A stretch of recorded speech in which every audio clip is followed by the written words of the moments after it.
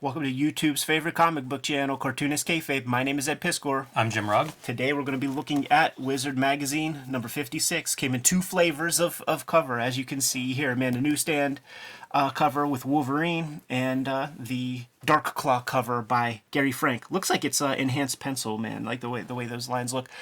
Before we get into this issue, got to let you guys know that we're going to be coming to Heroes Con next week. As of this recording, we're bringing copies of everything that we have in our collection. We rented a super giant vehicle that we're going to take down there to haul all of our stuff, man. So please stop by, put on your Cartoonist Kayfabe shirts, and join us. Also, the very last Saturday of July is Cartoonist Kayfabe Comic Book Christmas in July, and we're promoting that you take a bunch of your comic book doubles, comics that you're not reading right now, or go buy a comic or two, put them in those free little lending libraries in your neighborhood and around town. The idea is to create a wider awareness of comics and create a bigger readership of comics. We all discovered comics in our own unique way. You put some comics into those bins, there's a good shot that you're going to excite somebody into becoming a future comic reader.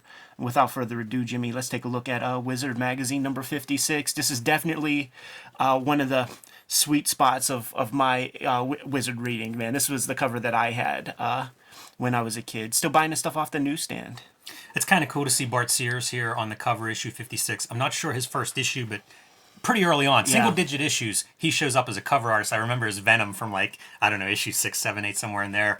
I love his cover work. I think it always looks pretty sharp. This thing's badass. Like, are these intestines? like you see, like, the blood and just bodies in the background, carnage. I think these are intestines. I think he gutted somebody on the cover of the newsstand edition. It's so funny, man. They're going MPA with it, and like, you know what? Maybe don't make it red. Maybe don't make it pink. It is funny, too, seeing Dark Claw. We've looked at Dark Claw in previous videos from that very successful amalgam universe. You know, the second part of the Marvel versus DC crossover was let's gang up our characters and really hotshot. And I guess it paid off. They sold a lot. You know, like you're looking at #1 books from across a couple of years there for Marvel and DC. I don't know that they're good comics, but they're kind of interesting. And, and we'll see that in this issue. It's a cool conceit. There was an Ultra Force animated series. I do remember that. It was pretty uninteresting, though.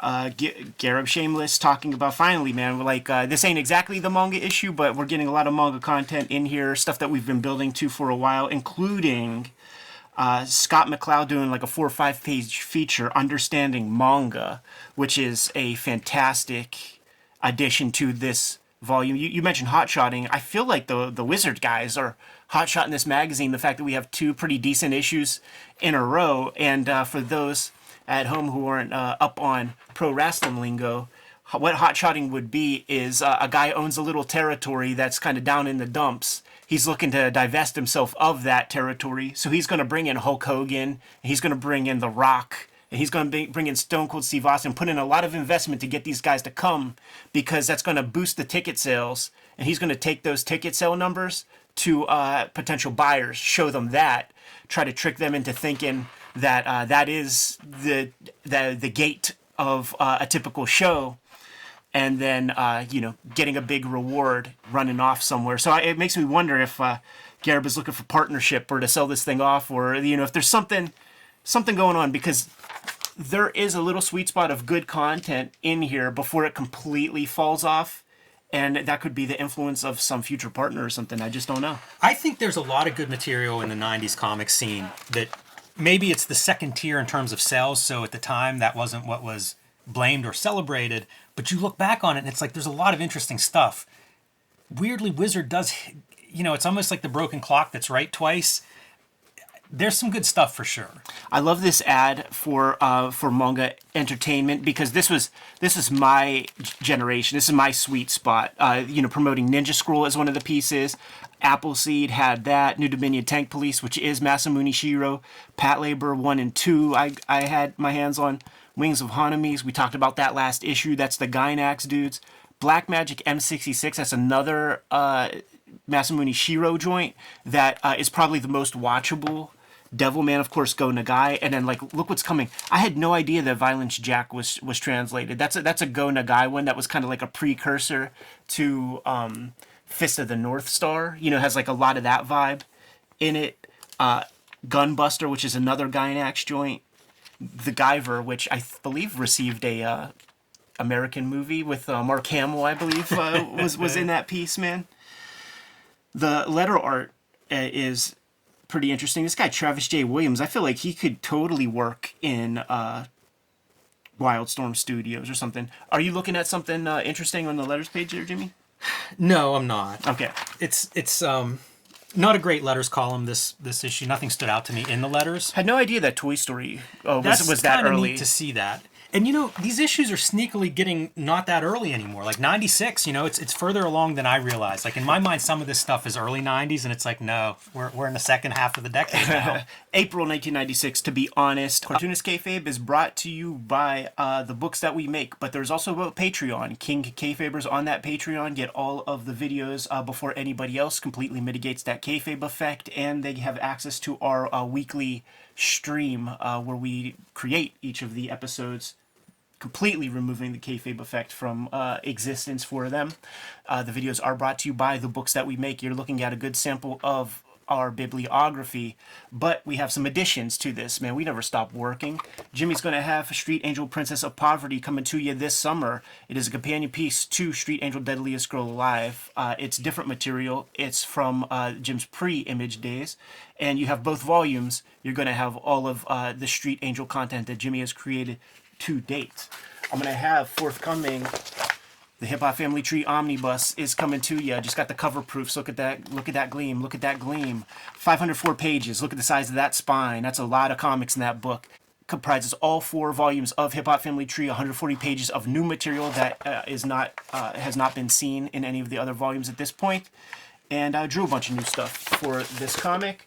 Also, there is a X-Men Grand Design trade paperback coming out that's going to have all 3 volumes of X-Men Grand Design comprised into one volume. It's a trade paperback coming to you in time for the holidays, just like the Hip Hop Family Tree Omnibus. And Red Room is my new series. Red Room Crypto Killers issue 1 is out in the wild, coming out on a monthly basis. Here's the cover for issue 2. Murder on the Dark Web for Fun and Profit is the name of the game. In Red Room Comics, there are 2 trade paperbacks of that out in the wild as we speak. Now that we're done paying the bills, back to the video. The Uncanny X-Men Wait for the Onslaught. This was a big initiative for sure, and this is when Joe Mad. I'm fucking with X-Men at this point. I'm buying it off the newsstand. At this point in my comics career, my comics collecting career, I probably just barely go to comic store. That was a big deal to be able to go to a comic store. So I'm still getting stuff just at the spinner rack, man, and I was picking up the X-Men's very reliably. The grocery stores and stuff were ordering heavy, and people weren't buying them as they used to, like during the Beanie Baby era of comics. Mm-hmm. So I was able to get these X-Men so regularly, and Joe Mad was a real revelation. Even in this issue, he's not quite who he is, but we're going to see examples of where his work goes when the manga influence kind of hits a fever pitch. But Onslaught, that was pretty much my out. I was pretty much done with this stuff, man. Editors' titles cut at Marvel. 2099 is finally going away of the dodo. 250 people at Marvel/Malibu are being laid off. There's some question like, hey man, are we going to what are we going to do with Thor comics? What are we going to do with Hulk comics? Titles like Green Goblin, which I didn't even know had a title. Yeah, I said same exact title where I was like, I don't remember that. New Warriors is going away. That's a title that really fell off as soon as Nisi Eze and Bagley went away from it. It rapidly plummeted. We're gonna get comments that defend the Derek Robertson stuff. Oh right. And to be fair, I didn't read that. I do have a couple issues. It may still be good. Yeah, I do have a couple issues. But man, I love that series. Like that was one I got from the beginning, and it just really won me over with no expectations. Like a random, I'm going to try this off the spinner rack. Yeah. That was a good one.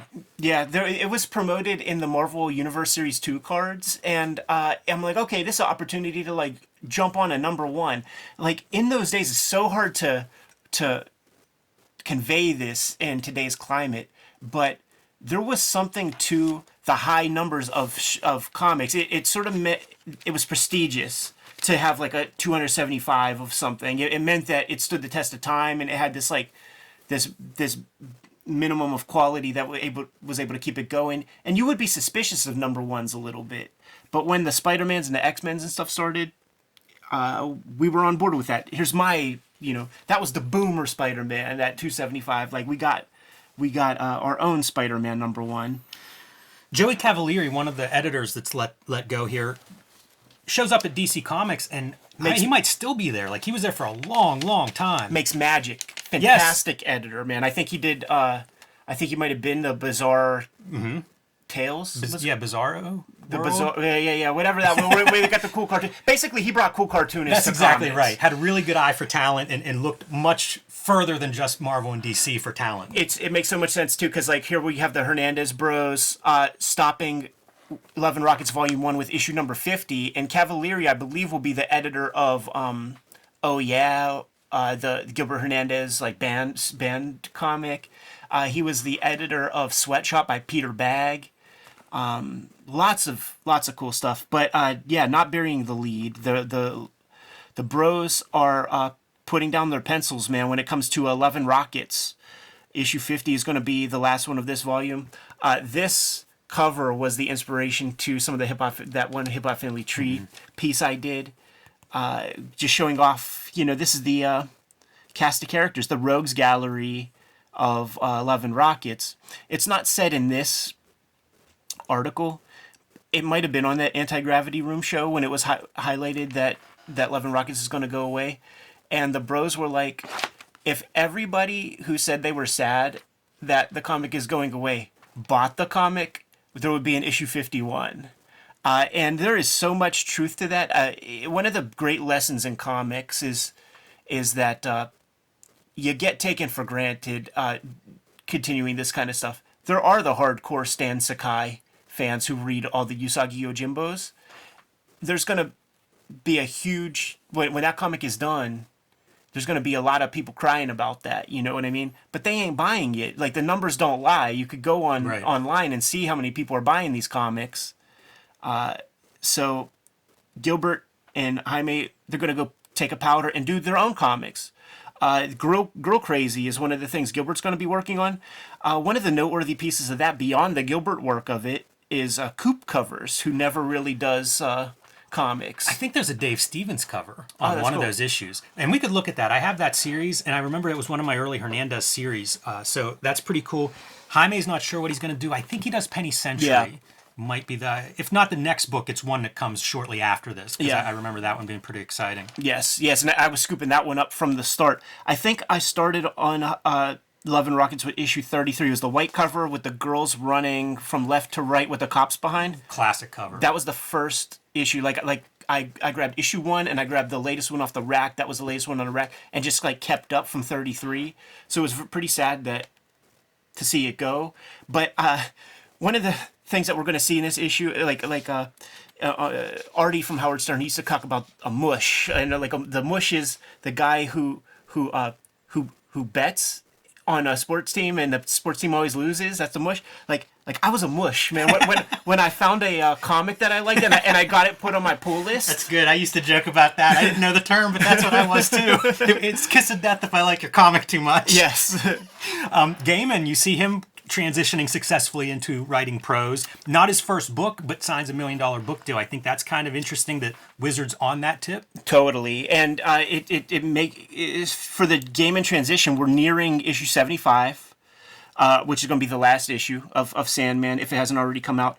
One thing I didn't realize was that Neverwhere was a TV show. Like I know the book. Mm-hmm. I had no idea that it was a program first, and then he just kind of did an adaptation. So that's kind of like dipping his toe into the novel pool. He did the Terry Pratchett Good Omens thing ahead of that. Before that, I think he did like a Duran Duran biography or something. So he's adapting something that he's already put together, maybe refine it a bit or something. And the Duran Duran thing is interesting to note, because a lot of these guys have, what's your first job? What's the first couple of jobs? How are you paying the bills early on before anybody who knows who Neil Gaiman is? And we talk about jobbers and people, sort of don't know what that means exactly. This is the thing. He did a Duran Duran book. That's not what he's known for. That's not what he hangs his hat on. Right. It's not even a thing that pays well, because who knows what the royalty structure, if there even is one for that. Yeah. But that's what you do in the beginning, and then you get to do whatever you want. And what does he do? He invents a whole bunch of new stuff. Yeah. You know, like he writes original material. He makes Neil Gaiman his focus. Yeah. So, you know, it's kind of a launching point for a lot of these people, depending on your perspective and plans. But it is a different mindset, I think, and a different mentality, quite honestly, than doing like an ongoing a Spider-Man that you can write it, but it's got to be Spider-Man when you're done with it. You know, you're very limited in what you can do there. Right. You say Spider-Man, and you talk Jurgens, and we talk Jobbers, and you know, he is the guy who drew Death of Superman. For what we know about Klaus Janson telling us that, like, Nightfall still pays Janson's bills, maybe Death of Superman still pays Jurgens' bills. He leaves DC. The best of the Jobbers would pivot back and forth and kind of like up their page rates between Marvel and DC. Hey, I'm getting this over at DC, man. Can you match it, Marvel? And he got his own Spider-Man title in the same way that McFarlane did. Right. A sensational Spider-Man. But over the past bunch of months of Wizard Magazine, it definitely is established that Jurgens and these Marvel editors are not a very good fit. There's kibitzing in almost every issue we've covered in the past couple of months. So he's done. Which also, I think he got sold a little bit of a fake bill of goods when he shows up and they're like, oh, by the way, it's not really Peter Parker, it's the Clone Saga. And so he complains about some of the content that was just out of his hands and not really what he wanted to do. Is part of the reason for leaving too. But here's the thing, dude, like in talking job stuff, like, so he was the Death of Superman guy. He gets his own hot-shotted Spider-Man title. So he drops that to pick up Teen Titans. And like, ain't nobody talking about them Teen Titans. It's like 5 steps down from the rung, man. The other thing about the Neil Gaiman thing that I think is interesting is it's a 3-book deal. Never wears one. There's a short story book that might be Smoke and Mirrors. It's called Time in the Smoke here. But I think one of those books might be American Gods. You know, that's probably one of his biggest books. And It's not even slightly mentioned here. You were pointing at the Buzzbox? Yeah, a couple of things from the Buzzbox. One is talk of Howard Chaykin doing a new version of American Flag, and that publishers are lining up for it. I don't believe that ever saw print, so I'm kind of curious, Howard, what's the status of that? Did you put together a outline or plans for an American Flag follow-up? That'd be kind of cool. And then the other one is Justice League getting a facelift, and it's Grant Morrison and Howard Porter. And I don't know if you remember this book, Ed. I bought the first couple of these. It became a very popular book, and I feel like it was Grant Morrison's like superhero ascension. Like Grant Morrison writes a bunch of stuff of like weird British stuff and Vertigo stuff, kind of this outsider type writer, and then gets JLA, and it was like, Grant Morrison, that's a Vertigo writer. And it's like becomes a superhero writer, has written all Batman, Superman, all this stuff, X-Men. So what's kind of interesting, like this is the beginning, I think, of his big Superman, of their big Superman push. Yeah, what's the big first order of business? Get all those goofy JLA dudes out of there and give me Wonder Woman, give me Green Lantern, give me all these characters. 100%. But the compromise that has to be made there is I gotta have Harpoon Hand, Aquaman, and Mullet Superman. Yeah, Mullet Superman transitioning into Electric Superman. I gotta have that.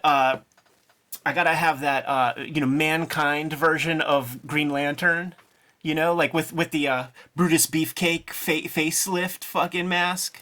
I can see DC making moves because the Teen Titan book that Jurgens is going to is going to bring George Perez back as penciler, finishing the pencils and inking the book. So between that and the JLA, you can almost see DC like trying to put together a plan to let's get some books in the top 10, because that's something we haven't noted. But when you look at the Wizard top 100 books every month, DC's nowhere near there unless they're teamed up with Marvel in one of the big crossovers. Right. TMNT to move to Image, man. This is going to be under that Eric Larson umbrella, which is interesting because it might have been last issue we looked at the Jim Lee TMNT action figures. Norm Brayfogle returns to Prime. He is a creator of that character, and I've heard from people involved in legal administration that a big part of like why you never see these Ultraverse characters in Marvel Comics anymore is because those creators have a lot of equity stake in those characters. So Marvel ain't looking to pay out much loot to much extra to these people. Marvel wins ALA honor. Is ALA, that's that thing that you like, American right? Library Association. Yeah. So it goes to show you, man, it's still early enough in comics that it's Marvel that shows up. They're calling Marvels is the book that they win it for, and it's for young adults. Best book for young adults. Any of the company updates, Jimmy? Not really. That's another part that's happening in comics at this time, at least from reading Wizard, is that there does seem to be a lack of excitement. You know, Marvel DC has done their crossover and that's generated some sales, but like you read this stuff and it feels like everybody's asleep. True. Bite this. The internet is new. The internet is happening, and everybody's trying to figure out how to benefit from the internet. There isn't a critical mass enough of people who are really on it for it to be so beneficial. But I remember going to the library, right, to go into the internet, go into these weird websites. You got to plug them in. The search engines, you know, the Yahoos and stuff, are not sensitive enough that if you get one of the tildes incorrect, you ain't gonna find it, even in their search indexes and shit. And like, you go to a website for like your local newspaper, the only thing on there is a front page that gives you like a toll-free phone number to call to get a subscription. There's no content from any professional organization on the internet yet. The best material on the web is fan-created websites and stuff like that about chronologies and song lyrics and stuff. But everybody was a little bit scared of it. And it's cool to see that, the Wizard guys are kind of figuring out little ways to embrace that. The In Memoriam, Jerry Siegel, co-creator of Superman Passes, age 81, and Nick Manabat, artist of Jim Lee's Cybernary stories, that was the backup in Deathblow, passed away 23. Yeah, very sad because Nick Manabat was an enfant terrible or something. Like, this motherfucker, the comics game could have been his. Like, when you see that tomorrow, dude, let's look at Cybernary on the channel. I love it. Yeah, he definitely was talent-wise, because you'd see all these guys come through the studios. Silvestri Studio, Liefeld, Lee, they would all bring through all kinds of talent. And a lot of them would maybe take a couple of books, maybe a year or two before they come into their own. Nick Manabat, I think the only thing he really does is Cybernary. It's amazing from the get-go. Dude is going dude for it. Up ready to go. Dude is going for it. We'll show it off tomorrow, man, for those who need that 23. reminder. Extremely sad. It's shocking. Extremely sad, man. Fuck cancer. This Akiko book, it's going to get some highlight in future issues. Like, see, I'm remembering, these issues are burnt into my mind, and I remember there's going to be like a highlight of indie books, and Akiko's going to be one. Never looked inside one, but these covers, it's striking artwork. It looks like practical color. Yes. It looks very tight. Now I'm looking at a thumbnail. Maybe if it's bigger, it ain't so great or something, man. But I am curious about that book. I'm curious kind of about Serious Entertainment, because I think Dawn and Joseph Michael Linsner go there after the CFD kind of meltdown. Yeah. But there's a ton of serious books. I don't know. They might even still be in business for all I know. I don't know their story at all, but I've got a bunch of their stuff, and I've seen a bunch of their stuff, and I think a lot of it is art driven. Yeah. You know? How about Todd got the guy who published Sirius, like, down at the little Homestead outdoor convention? That guy had a booth.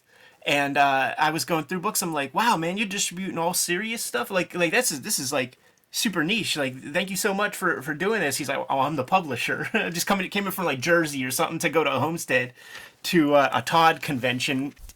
The only comic dude there. You know what I mean? Like, man, it feels like a version of Caliber or something. That's, you know, a lot of it's color books. You know, it's a different thing. Yeah. But it's one of those where it's like it's an indie publisher. It's been around for a while. Definitely some people came out of there. You know, like it broke some people. I just don't know their story at all. I didn't even know it was Jersey based. Yeah. Yeah, me neither. We have our Come Together article, Marvel DC, Do the Unthinkable, combining the universes into one. I think it goes as deep as, like, they have to create, like, a little, like, an LLC together, man, to kind of, like, pull the funds. Like, that was mentioned several issues back. But what we're doing is highlighting the various books from the Amalgam universe and giving you the creative teams. For instance, Super Soldier #1, Mark Waid with Dave Gibbons on the art chores. Yeah, I got that one. I got Spider-Boy, Carl Kessel with the writing with Mike Wieringo, and Carl Kessel on the art. He describes that Superboy happens at 1,000 miles per hour, which is perfect. Wieringo makes me want to look at it. Oh, dude, like it's good. I do have that one pulled. We should be doing all the amalgams, really. I feel like those are easy episodes. So we can definitely start looking at these. they sell me on this. Yeah. Because I have them and I've read very few of them because, quite frankly, I don't think most of them look too good in person. Right. But reading this, they do a good job pitching it. And the way that it works is that Marvel spearheads the publishing of like 6 and then DC does the other, editorially and all that. But like, I wonder how they drew straws for that shit, man. Because you know Legend of the Dark Claw is going to be the biggest one. So like, how do you compromise like with the other guy? Like, what do they get? Because there's not a close second, really. Like, Super Soldier ain't it. Spider-Boy ain't it. And Bruce Wayne, Agent of S.H.I.E.L.D. by Chuck Dixon and Carrie Nord definitely ain't it. Speed Demon 1 got Howard Mackie with the heavy hitters, probably Salvador LaRocca. Yes, that's a weird team because there's 3 artists listed there. Al Milgrom, Salvador LaRocca, and James Felder, who I don't know. But Salvador LaRocca and Al Milgrom feel like really far ends of like the Marvel artist spectrum. Yeah. And not an insult to either one, but very different styles when I think of those 2 guys. But it's the mashup of Flash and Ghost Rider. That's such a weird pairing. Yeah. Just for that Speed Demon title. Good title. X-Patrol, the Kessels write it, Roger Cruz is the art guy. Pretty smart. You know, you pull a guy who's drawn some X-Men. Should be a good format. That one was at the newsstand. I got... Somebody had better distribution than the other publisher. Probably Marvel. Because, like, this Amazon one, if I would have ever seen it, I would have picked it up. Never saw it. That's John Byrne. That sounds like a good formula. Because he's doing Wonder Woman at that time, and it's Wonder And he's Woman X-Men and Storm. dude. Yeah, totally. It makes perfect sense. And Terry Austin on the inks, which got my eye because I was trying to think, those 2 don't team up that often. Post, Not anymore. Uncanny X-Men. Yeah, and this is that time when fucking John Byrne on his Wonder Woman's, that inking is blunt. It looks like Sharpie marker at times and stuff like that. So he could have used that little extra hand. I'll say this: I'm not too impressed by what that picture looks like. Yeah, it's pretty basic. The inking, because that's an Austin Byrne combo there, and it looks like it was done pretty fast to get in this book, maybe. Yeah, maybe, man. Bullets and Bracelets was one that was at the Giant Eagle that I picked up, John Ostrander. And I was a Gary Frank fan, and with Cam Smith. Like, that's the team. And they go over to DC to draw Supergirl comics. And I feel like he more comes into his own there. But we got a blonde Punisher, and the bracelets aspect is Wonder Woman. It has a weird mashup.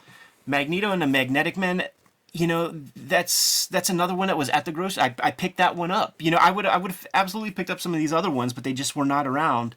Mark Waid, Gerard Jones, artist Jeff Matsuda, and Art T-Bear. So you got the Extreme Studios guys. This is an interesting thing, and this lets you know some stuff about State of Image, State of Extreme Studios, all that. A couple issues of Wizard prior to this, Rob Liefeld is gearing up for some big crossovers and all that kind of shit. Jeff Matsuda, one of his henchmen, one of his heavy hitters, man, the artist behind New Men. Rob Liefeld was talking about New Men's going away at a dodo. I think at that time Todd Knock was probably the artist on that, but it was pretty wild stuff to see the divestiture of Extreme Studios studio mates showing up in Marvel and DC, and that's a Matsuda. Is Matsuda kind of finds his own way style-wise? I start to like his work. It gets to be more cartoonish, and I find those qualities pretty attractive, like a Kaboom era. Yeah. Now he's pretty much a animation guy. I see his name in the credits of like Teen Titans Go and stuff like that. Assassins 1, man. Scott McDaniel on the art chores. And who do we got there, man? We got Elektra and Catwoman. It says Daredevil and Deathstroke, but I mean, look who we're looking at. Right. That seems like a pairing that could work. You know, all of that stuff sounds all right. I don't remember even looking through that book to tell you if how it turns out. McDaniel was doing Daredevil before this. He might have even been doing it at this point, but he's kind of local. I think he's like Scottdale, Mount Pleasant area. Mount Pleasant, yeah. Which is really close to where I grew up. So, you know, like it was always like I would see him at shows because local, and kind of on my radar for that reason. Interesting. He had a great website early on in the days of the internet, and he explained some of his process.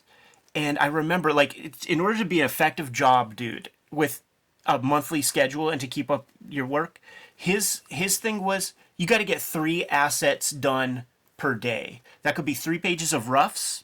That could be a finished page of comics and 2 roughs. You have to get 3 bits done. And I thought that was very instructive because he never missed a deadline. he kept hitting his marks, and eventually he'll get that Nightwing series, which I think is like very big for him. And he becomes when he starts drawing the Batman series, like I put that on the pull list. It's Larry Hama writing it, and then it's Brian K. Vaughan, and then it's the earliest Ed Brubaker's. Like, wow. Like it's a pretty good run. It doesn't hit, like, you know, everybody makes fun of the Larry Hama shark guy villain thing, but I scooped it, you know, and he you know did well enough. And then in terms of art, can't talk about the story because it's probably trash. But Doctor Strange Fate 1. With artist Jose Luis Garcia Lopez and Kevin Nolan.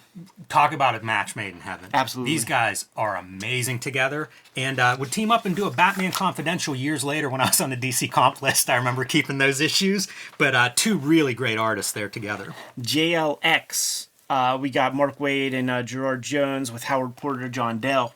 Yeah, Howard Porter, of course, we just mentioned a minute ago, taking over or starting that JLA relaunch, so... Good slot for him on both of those books, I'd say. Absolutely, and it's all building. You know, these couple rounds of amalgam books are going to come out, and then it ends with Marvel DC issue number 4 with Peter David writing, Dan Jurgens, and even in the conceit of the article here, it's all wishy-washy about like, we're going to try to tie this thing up. We're going to do our best to like make it all make sense. What a mess that would have to be as a creator. Stay tuned. There's all this stuff that like it seems like it's a absolute as a creator. It was like a really fun creative challenge. Like we're up for that. We're the grand design guys. Give me 8,000 pages of comics to try to make a 250-page comic. So like I'm up for it. But rarely, you can't hang your whole career on that because here's the problem. Probably not going to be very successful. 2 editorial masters you've got to serve here. Yeah. So, you know, the toughest part of this stuff is that editor piece, and it's like now you've got 2 companies, man. Amazing ad.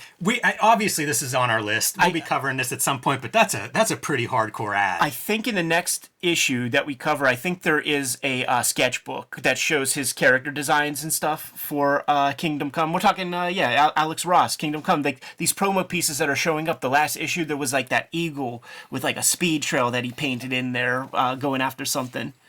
Probably a bat. Eagle versus bat fight. It is funny because it is like it's the old guard versus the new, and it's Mark Waid and Alex Ross exercising demons about like the Image era, but they are very square fanboy dudes, and to see them exercise a demon, it still looks square and Peckerwoodish. I admit I'm looking forward to the reread because I don't remember a lot of details. You know, I read it when it came out. I got rid of it, and now I recently picked it up again because, you know, got to buy all these comics twice, right? Billy Tucci Q&A by way of Wizard. It's very cool. Like this isn't a James Dean article. Handsome motherfucker, dude, right? How smart is Tucci that this is the picture you submit? You know, because like we see the pictures in the back often of these guys, and let me tell you, nobody's thinking headshots for the most part at this time. Dude's got a headshot. See, he comes from the fashion world, so he probably knows the importance of that kind of stuff. Yeah, that was a takeaway from this interview for me. Graduate of the Fashion Institute. Pretty interesting. I think it shows in She's design. Yeah, for sure. Yeah. This feels like a fabric. You've never seen this fabric explored in comics, really. The dude he's got good kayfabe because he's on that Anti-Gravity Room show, right? And he's showing up in a leather jacket with like leather half gloves on a motorcycle and taking off a helmet to like be interviewed and stuff, you know, like something tells me there's a couple takes to like get that shit right. But on that program, you know, he's putting together a big party like that has, you know, probably the people from Wizard and a bunch of press in there, and he's celebrating the fact that, you know, in the year of like 1995 or whenever, sold over 1 million units of these self-published comics. Like this guy created his whole nut at this era. He's probably good forever, man. You invest that shit properly. He's 29 years old at this point. He is one of those very aggravating creators to me that like gets into comics late. Like didn't try to do it his whole life and then like hit some success. He just kind of got into it and was like, oh yeah, I could do this, and did it and was very successful at it. I think it's pretty interesting to get that point of view because so much of this stuff is kind of the same starting point for all of us. You know, we get comics early, we love to draw. He comes in later and he kind of talks through that in some of this interview of just like doing research on how do you do this stuff, on copywriting stuff, on raising money. You know, like all of this is very almost like a businessman's plan of like how are you going to do this? Oh, he's a businessman. Like I remember seeing that dude at Heroes Con one year when the internet went down, right, and everybody was getting onto that Square shit. That motherfucker had the carbon paper ka-chunk credit card gimmick. You know what I mean? He probably Dylan Williams used to run those shows. Who's that? Dylan Williams, a little small press guy that I was friends with. But that's funny. That's something you don't see too often. I bet that won't be at Heroes Con this year. The ka-chunk carbon paper joint, and then you have to hope that the copy's readable enough when you go home and like send that number to wherever however that works. I always think like, man, kids today probably can't even write a check. I don't know exactly how that carbon copy, that's before my time. I don't know, like you keep a copy, you send something in. I have no idea how that device actually works. They really cannot write a check these days, man. I had to give a couple of walkthroughs, man, with some very, very, very close associates. He parrots a lot of what Brian Pulido said a couple of issues ago about the growing pains and making every mistake possible while in business. It wasn't like a lot of people, I think, are very, very shy about jumping into the pool for fear of failure or making mistakes. Every single one of these guys is in business already, has obligations, has goals that need to be met in order to make a thing happen, and they are fucking up along the way, but you live and you learn. You dust yourself off, you live to fight another day, and he put out a couple dozen books. It's funny reading the titles of the future books because it's all like almost like onomatopoeia. Rekishi. There's another one called like Tome, Shi. You know what I mean? All these weird words. Shi versus Tomo. Yeah, it is interesting, Ed. You talked about these guys in business, and it makes sense, Brian Pulido, because I have a feeling the guys who were serious about self-publishing were having conversations with each other. So the stuff that you're seeing them talk about in these interviews, I think they've probably talked to each other about beforehand. But also, like, he talks like money, like raising money for this. And if it doesn't work, it isn't a lot of money, but at the same time, if it doesn't work, he doesn't get to keep doing this. Yeah. Because he's an adult. Like, you've got to pay bills, you got to pay rent, you got to do all this stuff. And I think that's a real difference in some of what we see in comics making. When you see the 19-year-old at SPX with their mini comics, it's a very different concern that person has than the 29-year-old who's got an apartment in New York. There's some different realities there. So you're getting that perspective of adult and business. And it ain't bad to get some of that. We probably need more of that. It would be good, yeah. Like, there would be less complaining in comics if people were a little more conscious of that. I'll say that much. He's conscious of the bad girl thing. He bristles against it. He doesn't consider She a bad girl comic, but his idea for producing She was that he noticed that there was a comic book market devoid of female leads.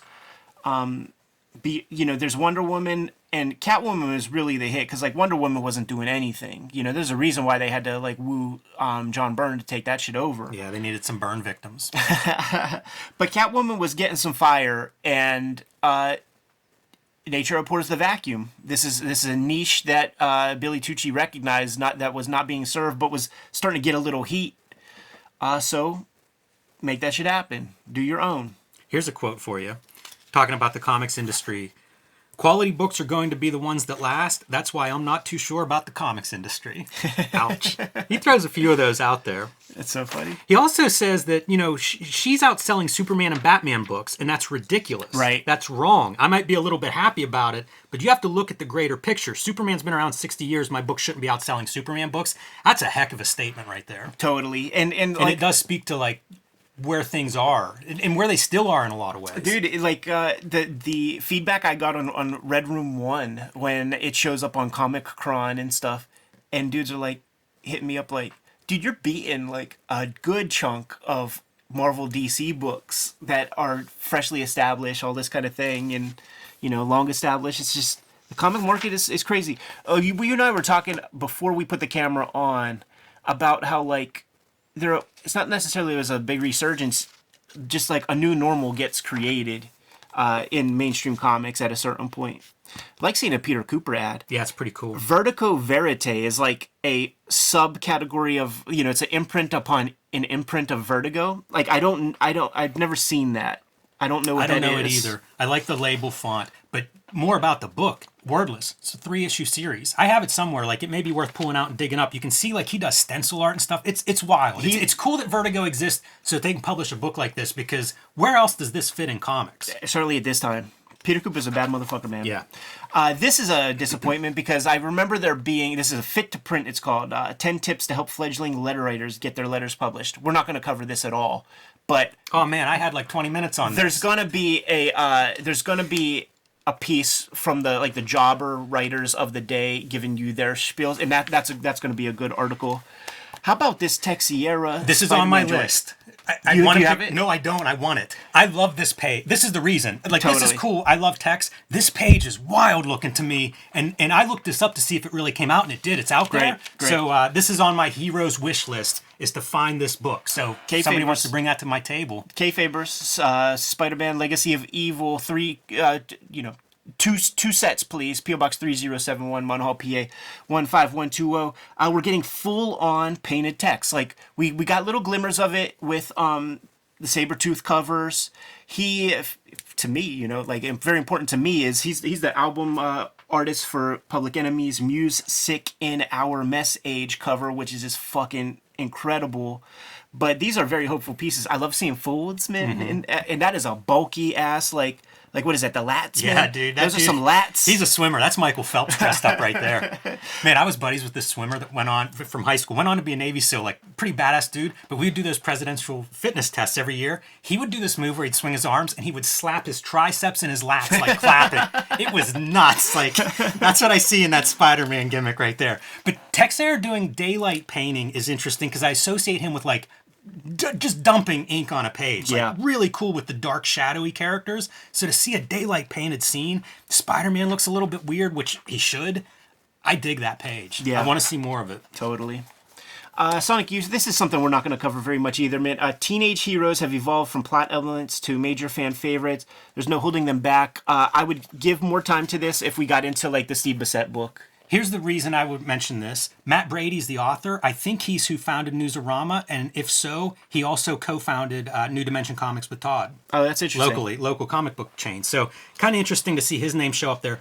One piece that I liked about this is if you look under milestones, they're talking about the new Teen Titans, which was launched in 1980, and a lot of people, you hear Liefeld, all these people talk about how great it was, and sold well. They talk about like it was sort of this like dark time, which makes sense for late 70s, early 80s urban setting. Kind of makes me curious to check that stuff out because honestly, I just haven't read most of that. Yeah, what I've seen looks good. I got dozens of issues and I read them and it's very much rooted in that time. Like it's definitely one of those books you had to be there kind of thing. I'm thinking, but the artwork is unassailable. Yeah. Like what George Perez can bring to his audience on a monthly basis is. I don't understand it. Like, it doesn't make sense at all to me because it's just too rigorous. It's amazing looking. It's also that time period that would be like a cross between like New York City Outlaws and Brat Pack. It's like these weird I'm interested in that, so I may check that out, although I bet it's one that I would hate the reprints of on nice paper. Like, I want to see that muddy paper. You mentioned New Warriors at the beginning of this episode, and it made me think like, the problem with new in the title is you get up there in issue numbers, you get up around 100 because like New Mutants, New Teen Titans, New Warriors. 100 issues in, 10 years in, like they're not new anymore. That's tough. Right. Now let's go to like the highlight of the issue, man. Understanding Manga by Scott McCloud. I'll be honest, like I love this article, but the sort of hypotheses that he's bringing in and some of the theory. I just don't agree with almost any of it. I never agreed with it even at the time. But he's given these theories and conjecture just to explain the mechanics and the tools that the mangaka show off. Let me lay out the theory that he's putting out there because I'm glad you say this. I wanted to talk about this when I read it. It's to stimulate the involvement of the reader, to basically try to put the reader into the comic, which I don't know that Western comics don't try that. Maybe they're not as effective at it. But I wondered, did this go back to Manga? Was that talked about in Manga? Or did he invent this concept? That's a good question. Because I've seen this concept a lot, and I don't know where it originates. Yeah. But it is interesting, and like you, I just don't know if that's a conscious thing or if it's something that an observer is putting on it. Interesting to think about, but he does like then illustrate it with sort of examples of what he's talking about. Like now your point of view is you're the moving camera, Right? You know, which talks about motion compared to say a Marvel or DC or Western comic approach of like, here's a motion line. I love this piece about the technology because that's like literally a part of the conversation that we had with him during our shoot interview. It's a natural outgrowth of language. If you think of comics as language, I think of language as technology. Absolutely. So that all fits really well. He got his stuff at the store that he went to, man, was the Kinokuniya bookstore, and that store, I think in New York it still exists. There's a bunch of them all around the country. I've never been to one. That feels like a put it on your bucket list of comics destinations. But this is where I got all the Studio Ghibli storyboard books, because there's plenty of Kinokuniyas all over Japan, and that's a place like you go to Mandarake for arbitrage, for old shit, hand me down shit. You go to Kinokuniya for like the latest greatest. And at some of them, man, like they got original art all displayed. Whenever they have a signing or something with a mangaka, like they'll draw a piece and then that shit gets framed. Great cross section, like those Akira storyboard books and like the complete Otomo. There's like a section, and when I went out there in November on the hunt for that animation cell book, they had on a chain, like a sample book. Like, so it's like a chain, yes. And then it's like a 40-page like sample that you could like flip through and stuff, and like they just know what to do. It's such a good store. I love this part, you know, like he's given his background as being working at DC Comics during over 200 lunch hours. Yes, and you know, I love it. Speaking of Joey, Joey, he talked about that in our interview, but it's great. I love this stuff. And he said that he bumped into Joey Cavalieri at the Kinokuniya.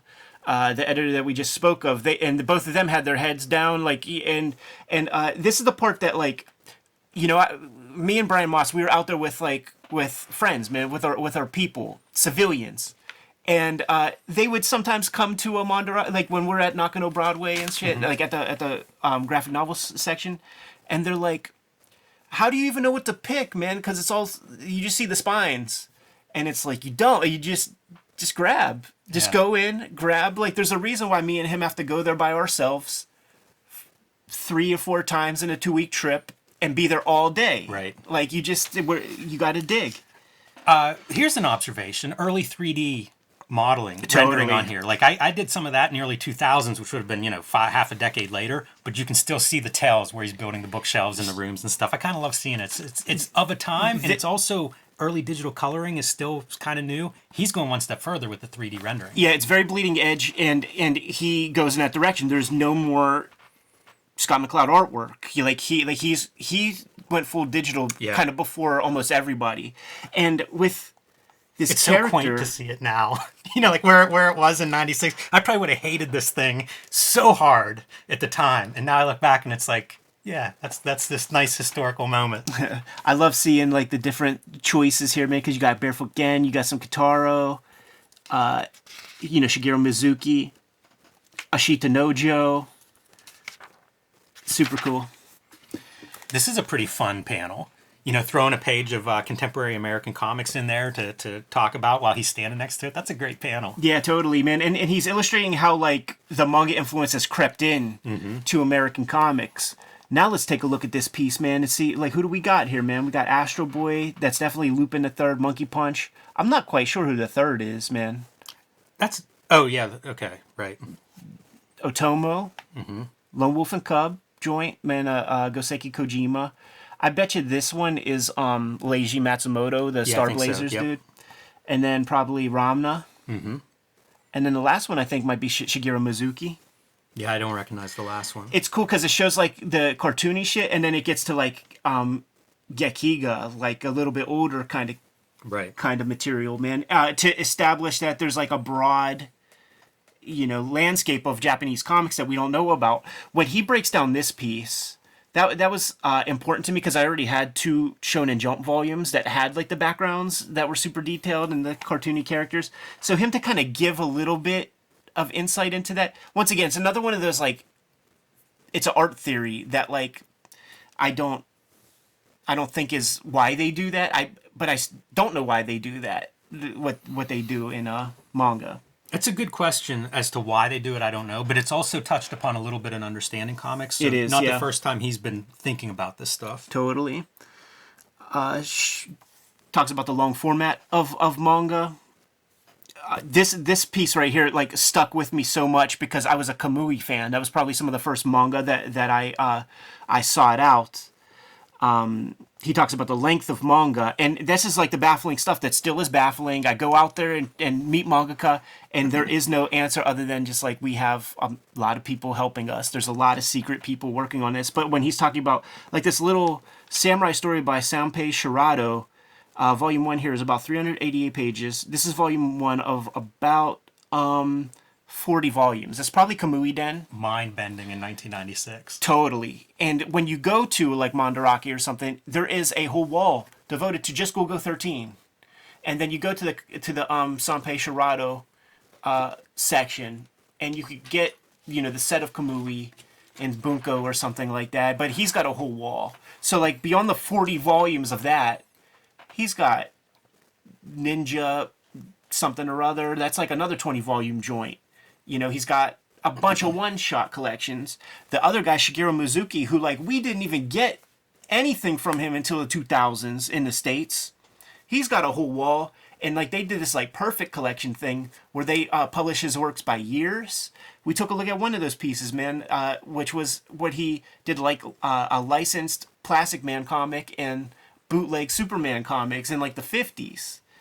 Just super versatile careers, all subject matters. That's the other piece that I wonder about these guys. Like, how the fuck, like Naoki Urasawa, how do you make a comic about a master surgeon for some years, and then you're going to make a comic about a tennis pro, and then you're going to make a comic about like a judo champion? How do you get to learn enough stuff to like be an expert, an authority on this subject in order to make a comic about it? There's so much about Japanese comics I just don't understand. Hey, go back one more. Yes, sir. This multiple image montage panel helps illustrate inner conflicts. Montage de-emphasizes the physical positions of characters in a scene because the conflicts aren't physical in nature, they're emotional. I love that note. I don't know. This is, again, you get into like weird psychology of like the mechanics of comics. So different readers are probably going to interpret it different. Creators are going to interpret it different. But I love the idea of that. Yeah. How that can function and why. It certainly makes sense to me. To unlock that power, we may have to consider some new ideas. If ever there was a time for new ideas, this is it, as the Scott McCloud character is standing outside of like a Century 3 Mall comic shop that is going out of business. Bill and Walt's Hobby Shop in Century 3 Mall probably was toast at this point, or on its way out. Yeah. Be seeing you. So he's basically pointing the bat like Babe Ruth, saying like manga might be the savior of comics here in the States, and he would be correct. Yeah, big time. Manga in America, man. Like, so there's a new generation of cartoonists that is out there, and there's a new bit of inspiration that has come across. The American comics language is dominated by Jack Kirby for so long, but now you got a Joe Madureira who, he went to like a arts high school in the city, and he was a super young intern at Marvel, but Marvel Comics was not his first love. Like, he's a video game cat, and he likes a lot of things, and he had the laser discs of Fatal Fury and those types of fight anime, and he's bringing that energy into Marvel Comics. It's so funny because he would be canceled for this comic, talk about cultural appropriation and shit. It's all basically the influences of these guys, J. Scott Campbell, Art Adams, Madureira. It's all the stuff that was basically available here in the States at the time in terms of manga and anime. It is. Those things are so influential, the stuff that was available and popular. Akira, of course. Ninja Scroll has been mentioned so much, and it just makes me think, like, my friends watch Ninja Scroll. They didn't read comics. They didn't know what anime was. Ninja Scroll was just awesome. Yeah. And then, like, you see J. Scott Campbell mentioning Ghost in the Shell. That comes up with a bunch of these guys because it is available. It's amazing, but it's available. Yeah, what's interesting is like it might not even be available from Dark Horse yet. I know that there was like a preview and that it was like forthcoming, but it's brand new, and they do talk about like I got it early. I believe Joe Mad's a weeb. Like I'm sure that he was able to like get cool imports and stuff like that. Yeah, he's in New York. Like he was, I think, interning at Marvel, so he could have been buying that stuff. He could have went to that Kinokuniya. He and Scott McCloud could have been hanging out at lunch. Yeah. But the Art Adams stuff, you know, like he's like the least interested in manga, like on the surface. He's just like, yeah, you know, I see some stuff. Yeah, like I saw that.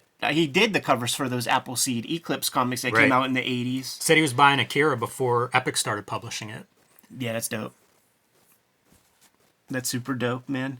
But it is Scott McCloud who is naming names. You know, he's the only guy to mention Tezuka. Like I don't know that these other dudes even know who Tezuka was at this time.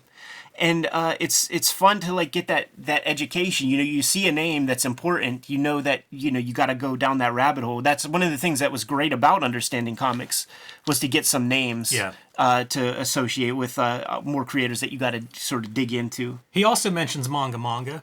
Yeah, which is probably the only mention of that in here. But you know, like he's talking about when Zot comes out in 1984 having manga influence. So definitely an early interest in manga. Yeah, totally. And it all goes back to that DC internship or editorial position that he had, going to that Kinokuniya, seeing my first Japanese stuff with those Shonen Jumps that my pops brought. Like, it was mystical comics, you know? The fact that you can't read it is one thing, but then when you just see this whole dialect, this whole idiom that is completely different than what we know. Oh my, little highlights on various creators. Oh my God, this is a license that Dark Horse got, that like whenever we start going to the comic shop, it's like you see 10 volumes of that and it's like, oh, I better not even get started. But it's still Big Eye. See, like when I started to dabble, like Kamui was my entry point, and then Akira, and then the furthest I went to like the Big Eye shit was Masamune Shiro, because like one character might have those big eyes, but the rest is like super technically detailed and shit. I just wasn't into that kind of stuff. They go down, like the last artist named is Kenichi Sonata, and I know him from Gunsmith Cats, and they talk about like he probably receives the least respect in Japan because he is seen as too otaku, loosely meaning fanboy. That's just funny to me because I feel like I respond to the fanboy part of that stuff. Right. And I think a lot of American comics audiences do. So it's kind of interesting to see that that's a criticism in Japan, but I feel like it makes for a really good translated manga. Yeah, it's crazy. He is affiliated with Gainax, and that's sort of like, badge of honor to that. It's like one of those things. But what's funny also about the Gainax dudes is like towards the end of Evangelion, when the news groups online and start to form and they start to receive feedback and criticism, Anno's like, maybe you guys need to grow up to them. But it's like, you know, casting stones, pot calling kettles black, that kind of stuff. There's your manga, the savior of the industry, and future manga. Like these are, boy, they're laying it out because that has come to pass. And the little sidebar piece or bottom bar, whatever you want to call it, just lays out the sort of structure of how Japanese comics work. It describes the weeklies. It describes the culture around that, how these things get collected, tend to be cheap, between 230 and 500 yen. That's still the price of these things. Like the weekly shonens and stuff are still that cheap. This Japanese manga bottom article is by Torrin Smith, Studio Proteus, responsible for a lot of the early manga that was coming into this country. And he ends it with saying, kind of talking about the broad genres that are available in manga, and says, manga reprinted in America centers mostly on high adrenaline entertainment. Manga's acceptance will be complete when subject matter about everyday life can thrive in America. And again, it just feels like this really is the future. You know, like from our vantage point now, it's like this is exactly what has happened. Yeah. I mean, I would like more people to read Jiro Taniguchi's Walking Man and stuff like that. Like, it exists, but is it being embraced? No, it's like My Hero Academia and like the shonens are still the big deal. We're still into hyperbole, but listen, it's definitely better than it was, that's for sure. And then genius ad placement. Yeah, you think that he takes a little, like, okay, we'll pay you this much, man, and then he's like, you know what, that's kind of a discount. Like, how about I get an ad in there too, and then that will I'd be curious how that's put together. Is it Dennis Kitchen figures it out? Like, I don't know, but whatever it is, like, good on everybody. Because this is where, like, yeah, take advantage of this. Somebody did, I don't know. If it's the ad salesman at Wizard, it's like, hey, Dennis. It's such a quaint time still, man. This placement. You got to cut out a thing or photocopy it. Like e-commerce is still too nerve-wracking to wrap our heads around. Like putting your own, you notice the email addresses in some of the letters columns, like to use your given name on the internet was such a scary notion for a while. So who the fuck is going to put their credit card on the internet? It was too many holes back in the day, man. Did you get this book, Facts from Sarajevo? Absolutely. This was one that was on my list, and maybe the first graphic novel I bought at cover price, you know, like in advance, where it was like, I want this thing. Into Joe Kubert. The promo for it makes it sound so dramatic. He has a friend who is, at this point, his agent for like the European market, who's in Bosnia, and his method of communication is faxing. And so Kubert's one of the guys that he faxes to, sometimes getting 4 or 5 faxes a day from him. Terrible war there. And so this is kind of a Kubert adaptation of what he's hearing from this guy. And I can remember Barry Windsor Smith's Comics Journal interview where he pointed at this book and said, I'm embarrassed for Joe Kubert. Right. And his reason was he felt Kubert's language was the Sergeant Rock language. Yeah. You know, the explosion looks like that dime store pulp kind of comic book explosion whenever he's clearly attempting to deal with a more serious subject matter. Yeah. You know, that seems like a shitty thing to say about another pro. Maybe it's good to be honest. I don't know. But it was a wild book, and it certainly made me think kind of outside of what I was looking at. And I was just searching for anything that wasn't Spider-Man and Batman. For sure. And, you know, Joe Kubert doing an ambitious graphic novel, that was a big book for me. Yeah, me too. And I don't think that it holds together the entire time. You know, the first couple chapters are really, really strong, and then it's been a long time since I gave it a shot. I still have it. I got rid of mine. We could dust it off at any time and check it out. But I think the noteworthy piece here, beyond just the fact that like it's getting some promo, is that this is one of those very interesting things where he did this book on spec for a big chunk. You know, like I think it might be, you know, when he was 12 years old, he worked for Will Eisner. Interesting. So as like I think a letterer. So, you know, the Eisnerian aspect comes to mind of like, you know, Will getting old and doing Contract with God, and then a whole gang of graphic novels and stuff, because that's what this is. It was never disseminated as a comic book and then collected. It's a big hardcover comic that you know, has practical color and, you know, his lettering, like, you know, he put a massive effort into it. But this is not something he sold sight unseen. He was doing pages and had to pitch it, basically. I guess the reason it gets to get an article is because Dark Horse is mentioning that, yes, they did acquire it. Yeah, and they describe it as a heated bidding war, in quotes. He said that he wasn't sure how this was going to be met, and all the major comic companies, most of the major comic companies, made offers to publish it. So it's kind of cool to think like this is an early, again, like the story that's surprising me in these 90s rereads is the emergence of graphic novels, the pieces that are being laid, you know, and now you've got multiple publishers that want an original graphic novel bidding on it. Sounds like the present, you know. Right. It's probably one of the early graphic novels to get that sort of a treatment. Sure. Also love these like 2 pages in and out articles. Yeah. Storytelling and Pacing, Crash Course by Greg Capullo. Very sound advice. Dude, this guy is a working pro. You know, like that old thing that I do say all the time, man, is like, I'm not trying to learn anything from some book learning fuck. Give me Warren Buffett, tell me about finance, that type of shit. Greg Capullo is in the game, dude. He is regularly putting out those Spawn comics like you know, every month. So I'm going to listen to what he has to say about storytelling, and it's very sound advice. It's not in this one. It's going to be probably the next issue where he does one sequence, and he does it over different numbers of panels to show you different dramas. I look forward to that. It's super fun, man. My favorite from this is that he shows this in different order. Yes, and it does convey 2 separate things, man. It's pretty neat. Like what's cool is like, okay, so we look at the first one, Water Tower, small figure.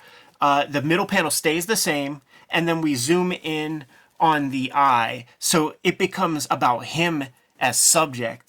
And then doing it in reverse order, where we have the eye, middle tier, and then we see the water tower, the background established. The next panel would be something that has to do with the exterior. It wouldn't be an inner monologue or something like that, and that's a great illustration of that. It's neat to see these early days of like, how do we describe panel to panel stuff? Because again, Understanding Comics has a version of this. Yeah. And the more of those like books that you look at, I'm sure Will Eisner's storytelling book has this. Yeah. The more you see like place your order, back and forth, less is more. Like they're not codified, but you do see the relationships are the same. Totally. I'm watching. While I'm working, I'm listening to so much audio commentary tracks from DVDs and stuff, and listening to them choose shots and the importance of the editing and all that. Because that's a version of editing when you're making these choices. 100%. Yeah. You just never think about that. I went through a phase of being a fan of film editing and reading a couple of those books and watching a couple of videos on that subject, and it's exactly the same thing. This is Apocalypse Now, man. It is. It's also Alan Moore did a lot of this stuff early on, where it was how do you visually link one scene to another or one panel to the next? The first 5 minutes of Apocalypse Now, it's literally Martin Sheen laying down in the hotel room looking up at the fan, and then you hear the chopper blades, and then you see Tomahawk helicopters and things. I think this good shape thing is really interesting, and I'm not sure that I can point to an example where it's really been exploited. I've seen tall, thin panels that are dramatic, maybe somebody falling off a building, off the top of my head, quick example. But it feels like, there really is something there where the physical quality can be exploited. Some webcomics I've seen that, where you're scrolling to do some effect, falling off of something or whatever is my go-to. But it does feel like that's genuinely a little bit of a different germane to comics language that I don't think is widely exploited. Yeah, that's an interesting thought. Because I was thinking of a lot of examples where I thought it was, but it's graphic usually. It's usually graphic, and yet it's something that's pretty unique to a page compared to film. You know who do something super cool, and whenever we get to those issues of Love and Rockets, I'll absolutely point it out. But Jaime will do this thing where when he has a long panel like this, time moves this way. So there's one panel where I remember he's picking up a character by the lapels. One guy's picking somebody else up. And the flow of the story downward, something happens at the bottom of the panel that would happen a couple seconds after. And it's very complicated to explain. I'll know it when I see it when we get to those issues. And I've seen that on horizontals where often a panel's a moment. Yeah. But I've seen horizontals where it's 3 beats, but it's all one panel. Right. So yeah, that's what I'm talking about, where you're playing with a physical quality that's also adding something to the storytelling part. I love this stuff, the objective, subjective, very clear example. Same with point of view is kind of an extension of that subjective, objective. And I think that's a really good one, too, that isn't always talked about. Good pieces, man. I believe these articles have been compiled into some sort of wizard trade paperback about how to make comics. They did well with him as the columnist for that. Real good. And I think Adam Warren's going to be the next guy. I'm looking forward to that. We might have shot our load, dude. We've got Palmer's picks yet. Okay, sweet.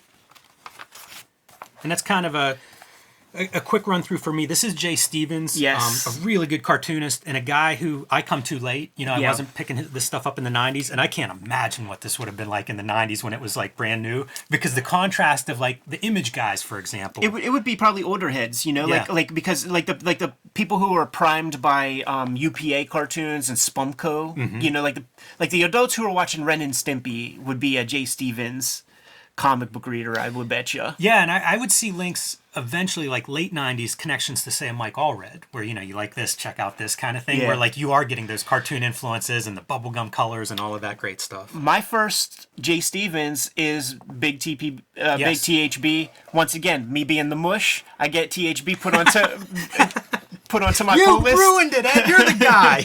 That's not going to be the last one of this issue. That's not going to be the last one. You mentioned it, though, and that's Paul Pope. They're talking about that team up of Jay Stevens and Paul Pope, which you think of both of those artists, it's kind of neat that they mesh in a way that they're, they're unusual stylistically compared to one another. Absolutely. And yet they seem to have an energy together. Yeah, there must be some spiritual component, when, they're at the convention bar or something that is in kind, because it is very different comics. Jay Stevens, far more to the traditional in a lot of ways. They both sling that thick brush, they both agree that you don't need that Winsor Newton Series 7 number 2 or whatever. And Jay Stevens still actively producing new comics. I do see some of these comics in Dollar Bins, Atomic City Tales. I've picked up a couple from there. So you can find Jay Stevens' work out there, and I'd encourage people, if you like this sample, go check it out. He's a Kayfaber. He sent us some good stuff. Yeah. This is the era, man. I'm reading this magazine regularly, and the Trinity is mentioned. What comics are you reading? Love and Rockets, Jim, Acme Novelty Library, THB, 8-Ball, Rubber Blanket, Palookaville, Madman Comics. The crown jewels of Fantagraphics are always mentioned in this article. I read that list, and it's like, boy, there were some good comics coming out in the 90s. The 90s get painted with a certain brush of garbage. That's a pretty good list of comics you just rattled off. Charles Burns' Black Hole. Yes. You know, like whenever, you know, get that invite to San Diego or something like this, man, and you know, Jaime and Gilbert are at the table, and you know, I'm signing after them at scheduled amount. And, you know, always, man, there's a good line for them. They've been going to that show since day one. And Jaime will be like, oh, Ed, I'm so sorry. But I'm like, never apologize. Like, the doors that you kick down for me, I say it to them every time I see them. The doors you kick down for me to walk in with ease, you could do anything, man. Like, you get a blank ticket to do whatever the fuck you want, man, the way that you helped me out in my life inadvertently. Yeah.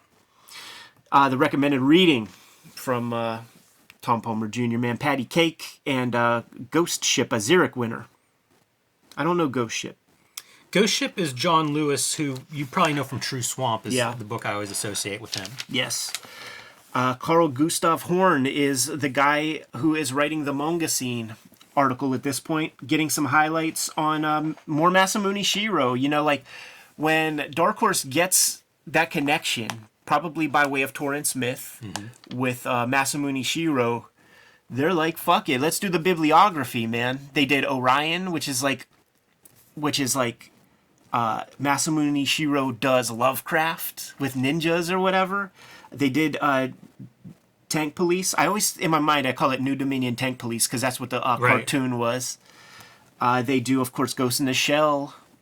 I think, did they do a Black Magic reprint? They did. I'm trying to think. It must have been after this. Black Magic starts out, I mean, that's a fan comic that he... It's a doujinshi, you know, in the same way that, like, my boy Takashi's Afro Samurai Yeah, I guess was a doujinshi. amateur is the word, not fan comic exactly. Right, yeah, just amateur press, but original material, you know, so that was pretty cool. And Eclipse put out 4 volumes of that to complete the set. Yeah, kind of interesting. They talk about Shiro being a recluse. I don't know if that's still the case or not, but that's kind of interesting, Math especially teacher. in our day of like social media now. Imagining a recluse is like, huh?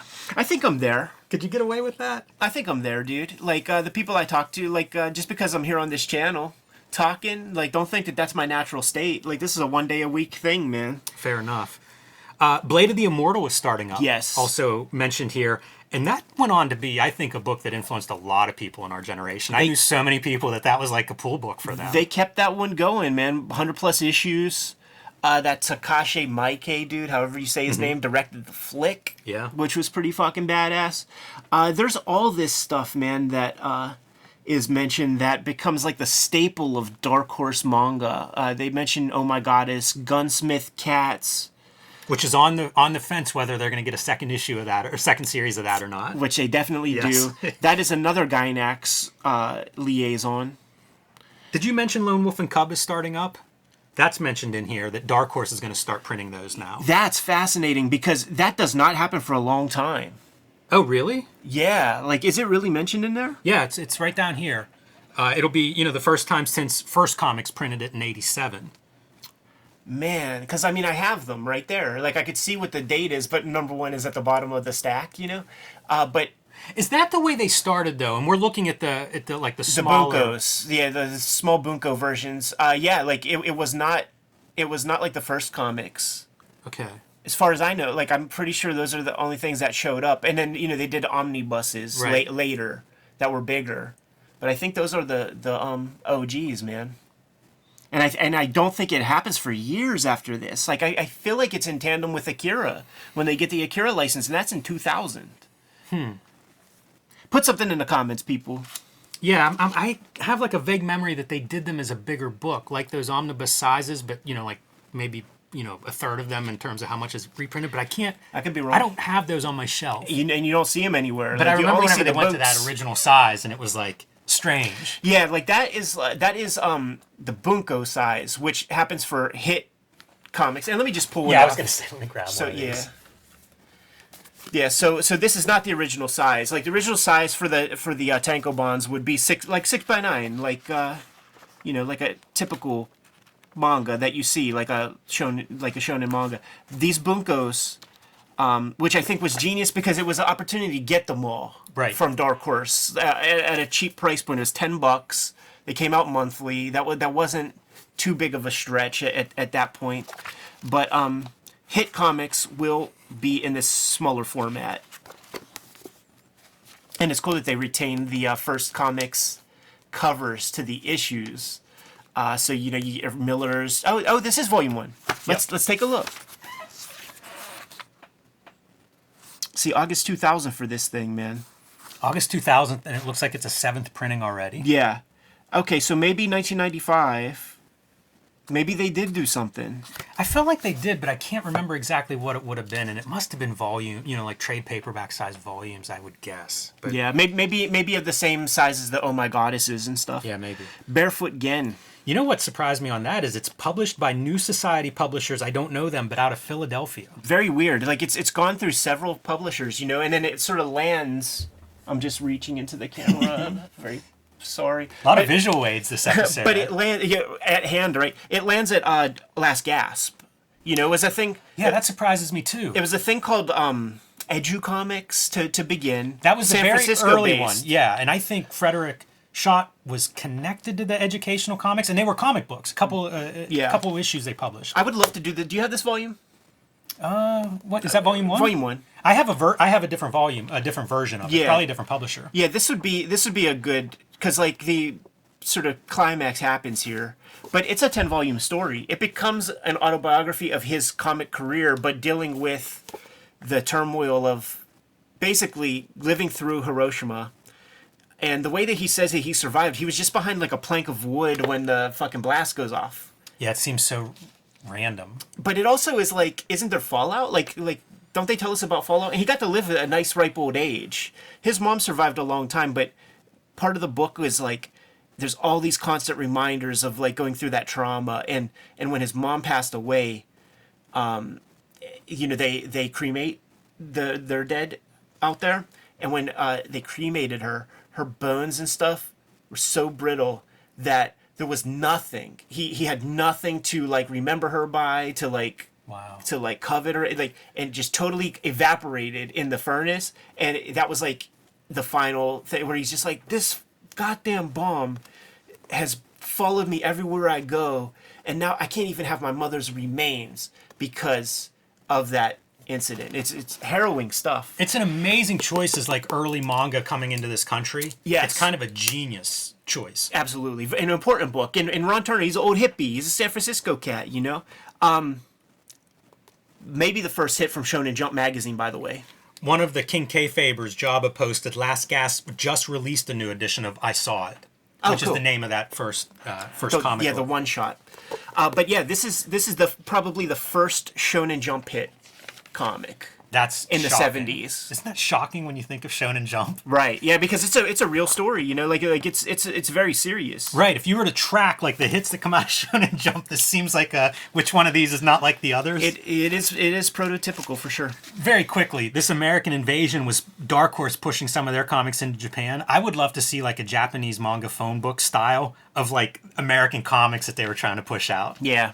I don't know if that actually exists based on this description, but it'd be cool if that did exist as an artifact. I'd be curious to see. Very often, it's just a version of like what comes out here with Japanese text, including the same reading order. Mm-hmm. You can't flip a piece of American or like that's something about it is just too fucked up. The drawing board always sharp, always dope, man. This is iconic to me. Yeah, it's pretty fun. The piece that you win, I love it, and I love the composition of that Dalkeon pit. Yeah, where Timmy's like framed. Yeah, it's pretty with good. Claws and stuff. Good representation of Sin City-ish type artwork, man. With your Team 7. Yeah. Aaron Wiesenfeld is the other guy. Like we talked about Nick Manabat. To me, it's like Nick Manabat and Aaron Wiesenfeld are like the cool. He's on my list. Cool dudes that come from the Jim Lee Studios. I just saw a Batman drawing of Aaron Wiesenfeld, and I can't help but compare it to Stephen Platt. Both of those guys leave comics and then, now and then dabble in it. I think he's a fine artist now. He is. He's a painter. Yeah, he has shows too, solo shows and stuff in New York. I'll see advertised now and then. I like Wiesenfeld's stuff, so he's on my list as a future subject. I used to watch Bobby's World before school during Never this even time. heard of that. It's Howie Mandel. He does all the voices and stuff, and he does like an intro like with Bobby, where he's green screened in there. And one of the most subversive jokes in Bobby's World, man, which I couldn't believe that they did, because it's a little kid show, is Bobby is like underneath the ocean. I think he's like drowning in a pool, but like when he's passing out, he's in the ocean, and there's an octopus comes by, and it's a girl. She's got the eyelashes, and he goes, "I thought only boys had tentacles." Dude, every one of these I think is good. Hey, is that the way they would make the mouth nose on the cartoon? Because if think not, so. that's a great. I love that as a line.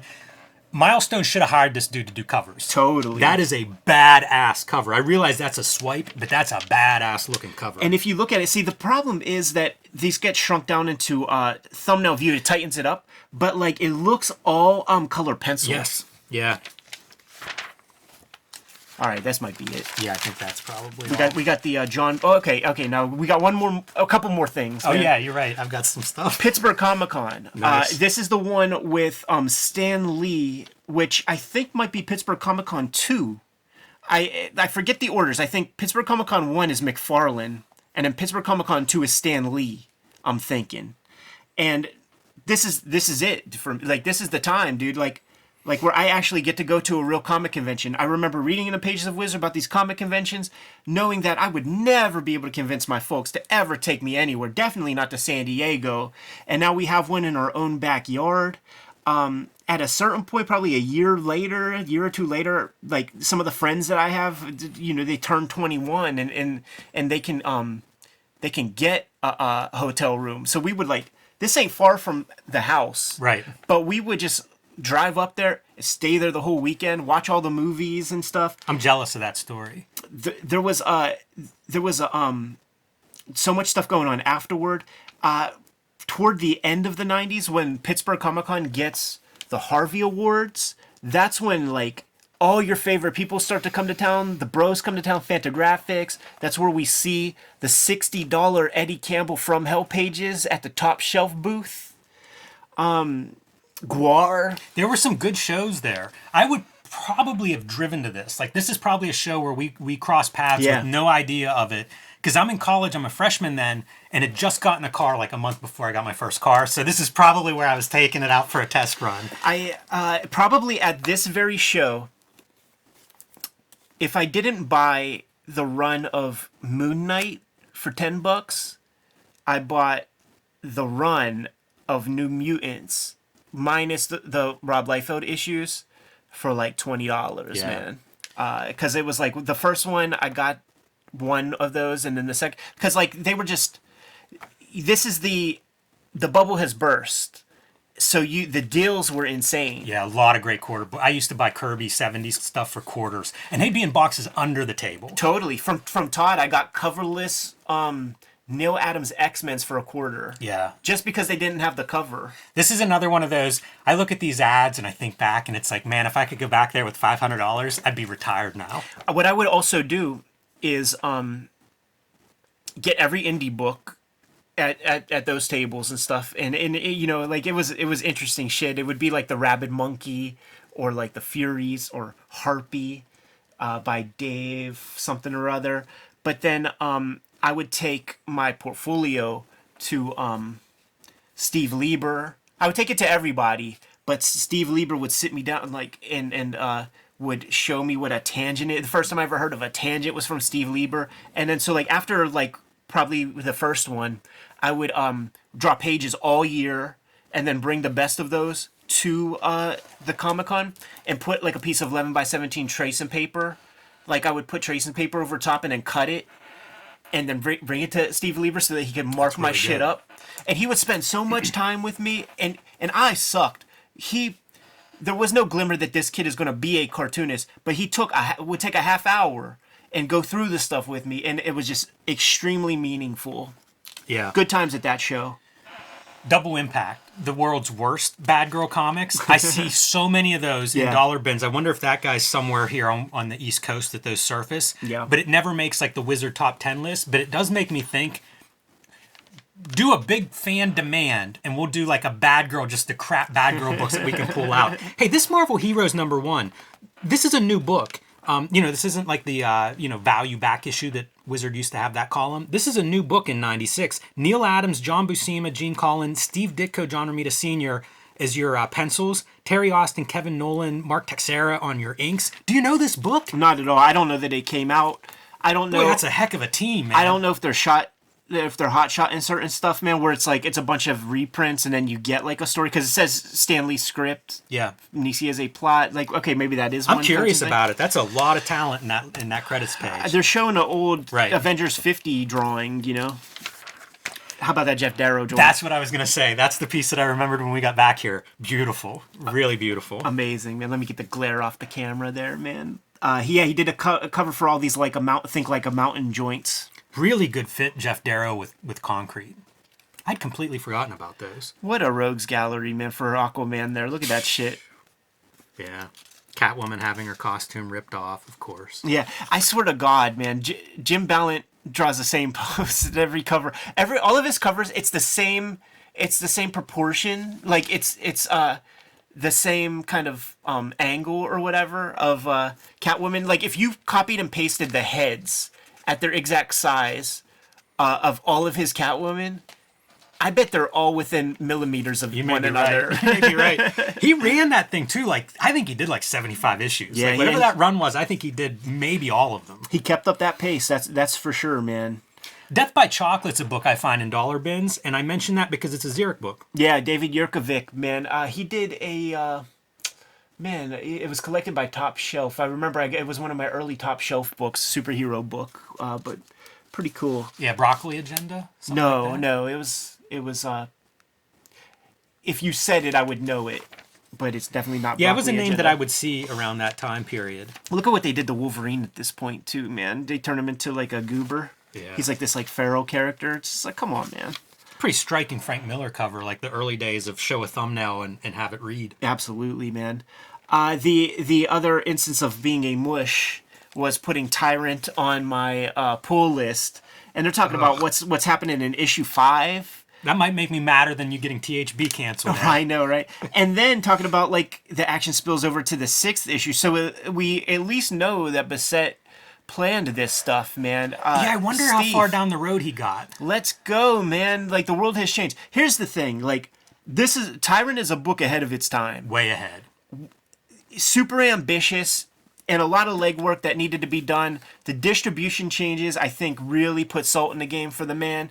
But man, with what you Steve, with what you have already, I'm trying to tell you. I think we talked about this in a shoot interview. Probably. With what you have, you could get a 6-figure book deal. I remember taking it to my art teachers, and they would shit on every comic I showed them. I showed them Tyrant, and they were like, yeah, this is good. You could get a 6-figure book deal easy, man. You could see your full vision. I just know it. I dream of it, and I hope that's what he's doing. I just know it, man. But I apologize for putting it on my pull list because you know what would happen is like I would put these things on my pull list, and maybe one would show up, but like sometimes never.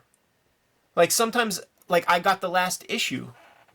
You know what I'm saying? Yeah, I don't know how far into Tyrant you were whenever you added it to your pull list, but I put it on my pull list with issue 3. I got issue 4 in the pull list, like, you know, sometime later, and that was it.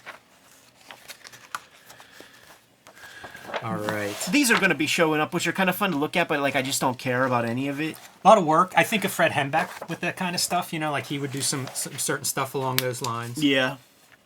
Animal Mystic, whenever I talk about the Kiko article with the serious stuff, this Animal Mystic is going to get its shine.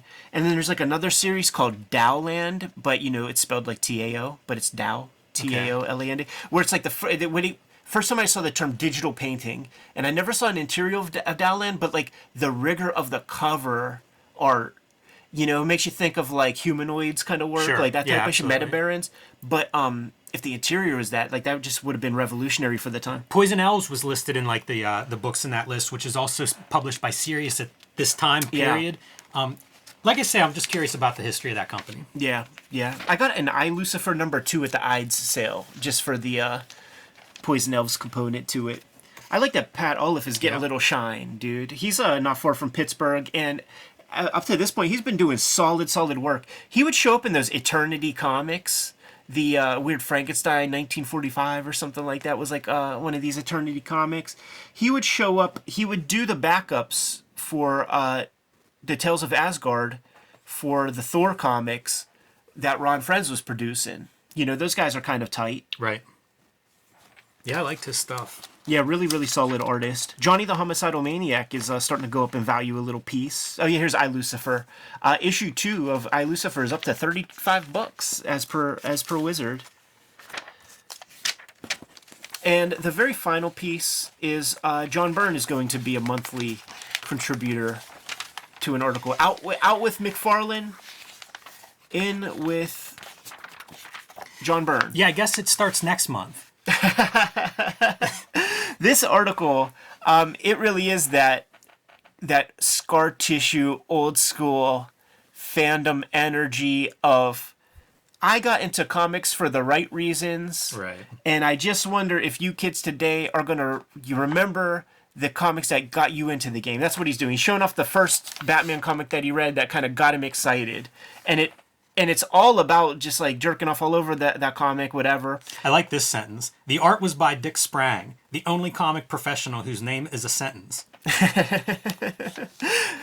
That's why he's getting paid for this column. I saw another good sex name comic artist, but I forget what it is. Like, it'll come up eventually in our channel discoveries. And you know, the last piece is just about, okay, in 2036, that'll be the same passage of time as to when I read this Batman comic.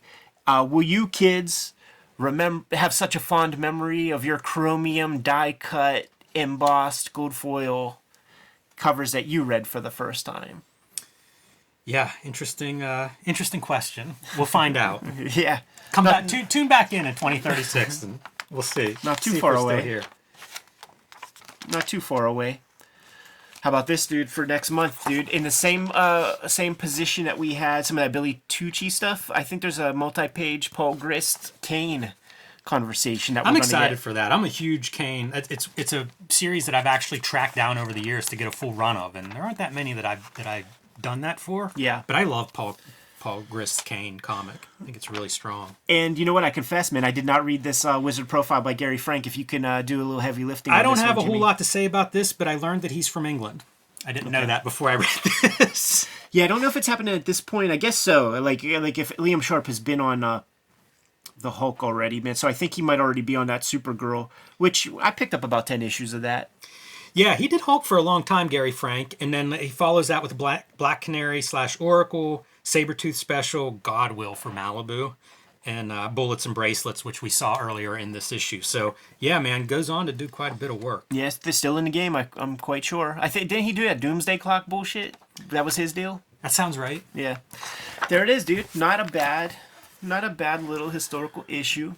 Boy, a lot more stuff in there than I would have expected, say, 3 Wizards ago. Well, guess what, Kayfabers? We might be done on Wizard covers. You probably should have said this at the top of the show, Jimmy. Yeah, I messed up. But we let the people know. I am getting near the end of my run. This is issue 56. I have, I think, 57 and 58. I need 59 to 67 is what I'm looking for. So if you guys have an extra issue, bring it to Heroes and give it to me, or send it into the Cartoonist Kayfabe P.O. Box. That is right underneath this video and every video, so pretty easy to find if you've got 59 to 67, I believe, is what I'm looking for to keep the Wizard train rolling. Yep. And without further ado, man, let's get the heck out of here. Kayfabers, like, follow, subscribe to the YouTube channel, hit the bell so that we can notify you when new vids are available. Jimmy and I are going to be going to Heroes Con next week as of this recording. Going to be bringing a gang of stuff. Our bibliographies are coming, so if you need to fill in some gaps in your collection, come say hi. Come say what's up. Rock your Cartoonist Kayfabe t-shirts.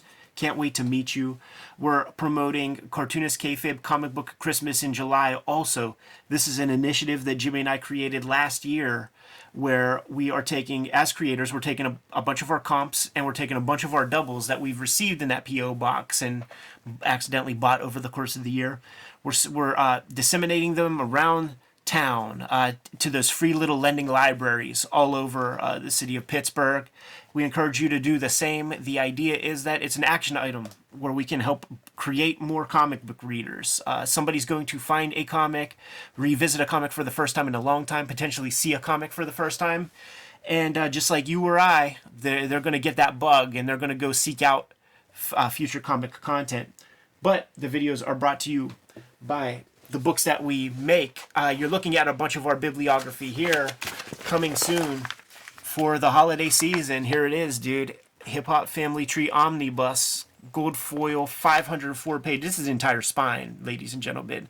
504 page omnibus collecting the 4 volumes of Hip Hop Family Tree with 140 pages of additional material.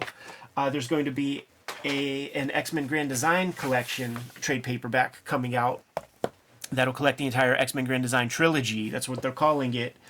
Scoop that thing up in time for the holidays. That'll be out in November. And Red Room is out in the wild. Murder on the Dark Web for Fun and Profit. Crypto Killers is the new series.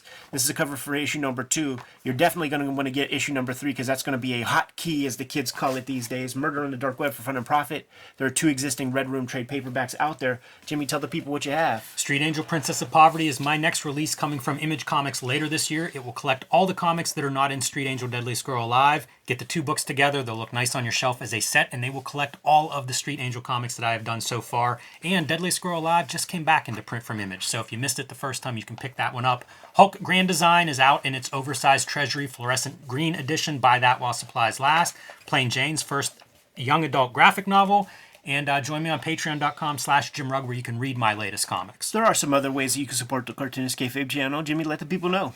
Subscribe to the Cartoonist Kayfabe e-newsletter at the links below this video. You can also find Cartoonist Kayfabe t-shirts, merchandise, hats, fanny packs, stickers, and lots more at our spread shop. That is underneath this video also. All great ways to support the Cartoonist Kayfabe channel. Give them those marching orders and we'll be on our way. Read more comics.